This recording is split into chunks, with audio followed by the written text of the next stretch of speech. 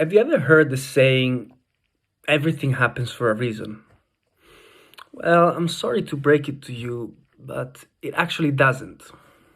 Or have you ever said anything like, I knew it all along? Well, again, you probably didn't really.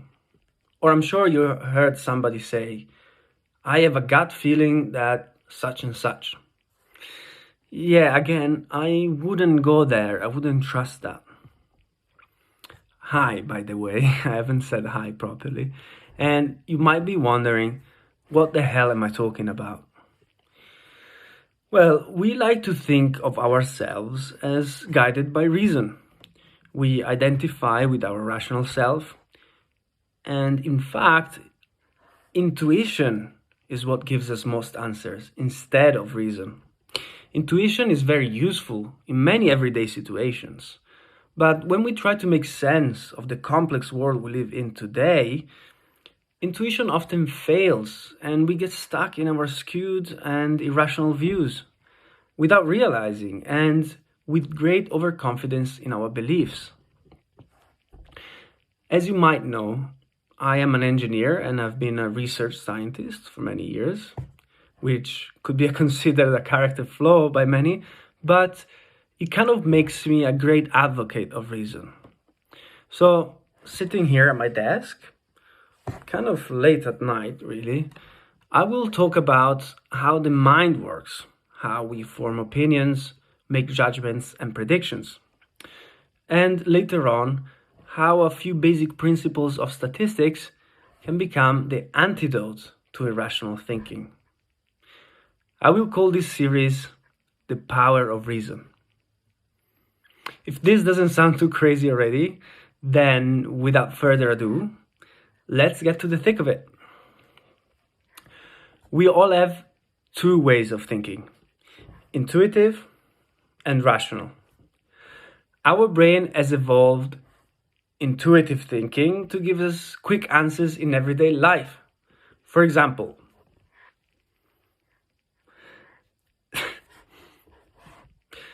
that was supposed to be an angry face. Of course, I smiled after, but if you see this face, you can immediately tell that I'm angry. I mean, of course, you saw me smile after, but you can immediately tell that I was smiling or that I was faking my anger. Or if I show you these two objects, a hard drive and a razor, you can immediately tell which one is bigger. Or if I put one closer to you, you can immediately tell which one is closer to you. You don't have to solve any equations. If you know how to read English and I show you a word, like here, the title of this book, hopefully you read mathematical statistics. You can't unread it, right? If I show you the word, you won't be able to just see a set of symbols. Your brain tells you the word immediately. And if I ask you, what is 2 plus 2? Then 4 comes to mind without having to think. If I say bread and, you thought butter. You can't help but think butter because your intuitive mind gives you an answer, whether you want it or not. Some of these abilities are innate and some are acquired with experience, like 2 plus 2. You know it because you've done it a million times as a child. Our rational thinking, on the other hand, is what we engage when we are asked to compute something more difficult, such as 48 times 23. An answer doesn't come intuitively. You need to focus and think about it and do the computation in your mind. We engage our rational thinking when we do our tax returns, when we check the validity of a complex logical argument, or when we try to remember something unusual that doesn't really come to mind immediately.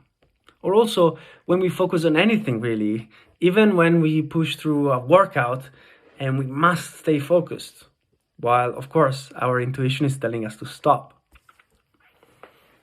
Rational thinking happens in our frontal cortex and distinguishes us from animals.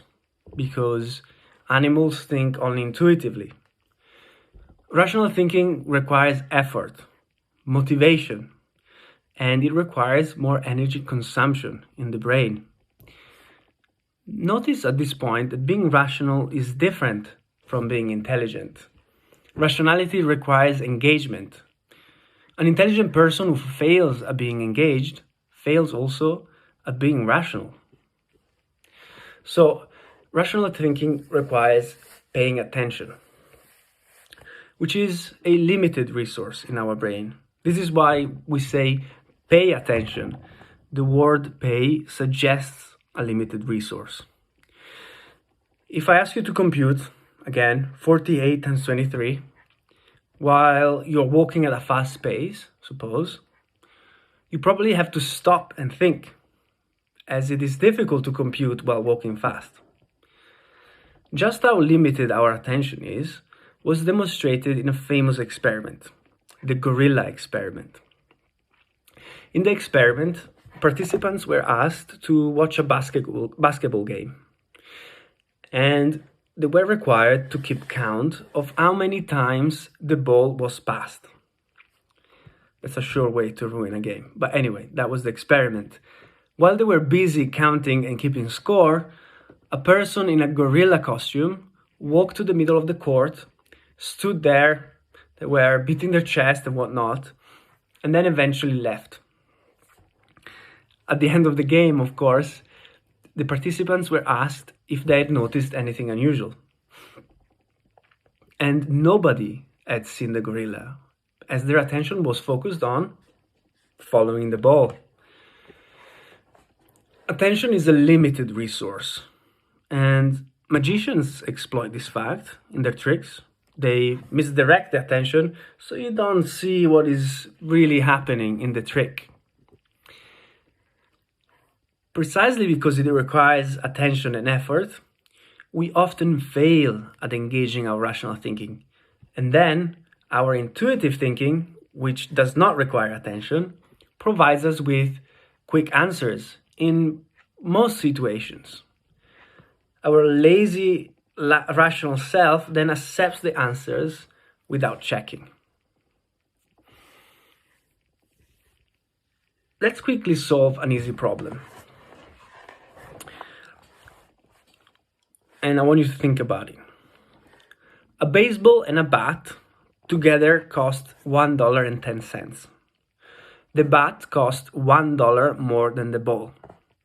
How much is the ball? You thought about it? Okay. So many people, when asked this question, immediately answered 10 cents. The answer comes easily to mind, and so we tend to accept it as valid, when it actually would be so quick to check the result by doing, well, if the ball is 10 cents, then the bat is $1.10 on its own. Oh, damn, wrong answer, right? Of course, the correct answer is 5 cents. The ball is 5 cents, and the bat is $1.05. So together, $1.10. But our rational mind is lazy and accepts the 10 cents answer without even checking. Now, I'm not trying to diminish our intuitive thinking. Our intuitive thinking is extremely useful, and it is what gives us common sense and distinguishes us from machines. And in fact, it distinguishes us and all other animals from machines. It is still a huge challenge to try and give common sense to artificial intelligence, for example, and we are very far from it. Our intuition gives us answers to complex questions through some simplified subconscious processes called heuristics. Once again, these heuristics are shortcuts our mind uses to give us intuitive answers and judgments without having to engage in the energy-consuming rational thinking. However, when we attempt to understand the complex world we live in today, like I said, failing to engage our rationality and relying solely on our intuition, relying on the heuristics, will lead us to making systematic errors in our understanding. Systematic errors are known as biases, and biases in our thinking are known as cognitive biases. Why am I mentioning all of this? You might ask correctly. Let me just give me 1 second.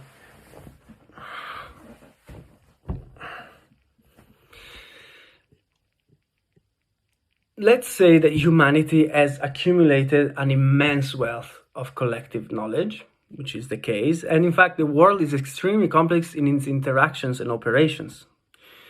So in order to make sense of anything at all, one cannot simply rely on anecdotes or on hearsay or even direct experience. We must be able every day to interpret data, statistics, and logical claims of all sorts. Unfortunately, even though our brain can easily think causally or metaphorically, it does not have an intuitive ability for statistical thinking. And this is where the cognitive biases to which we are all subject lead to logical fallacies in our thinking. Understanding these biases is the first step towards a better understanding of the world, as we become more self-critical of our judgments and our opinions.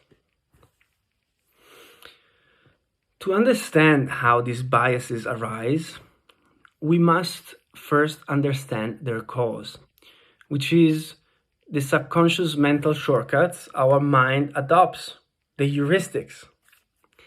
There are many heuristics with many examples that I'd like to talk about, but I've already been talking a lot today, so we will start with one only, a way in which our intuitive thinking works, called thinking by representativeness. Let me begin by saying that our brain likes to make subconscious associations. If I say vomit, you immediately have a reaction. Your heart rate has probably changed and you feel a sense of unease, a mild disgust at the mere word. You can't help picturing it, really. You don't have to see or smell vomit, but in your mind, you're getting prepared for the situation, subconsciously. Now, if I say the word wash, and then I ask you,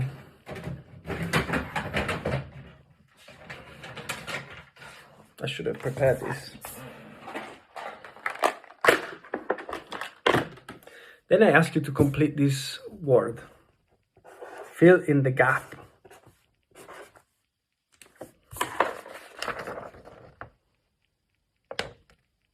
I hope this is not mirrored. You probably thought soap, right? Now, had I said I'm hungry and given you the same letters, so SO_P, you would have thought soup instead, because your mind would have been primed to the idea of food and not to the idea of washing. Our brain likes to create a coherent story, and this is why it makes subconscious associations, which are generally very useful, and they create context. They guide us in conversation. But they can also lead us to contradict logic. Thinking by representativeness is a way of thinking driven by these involuntary associations.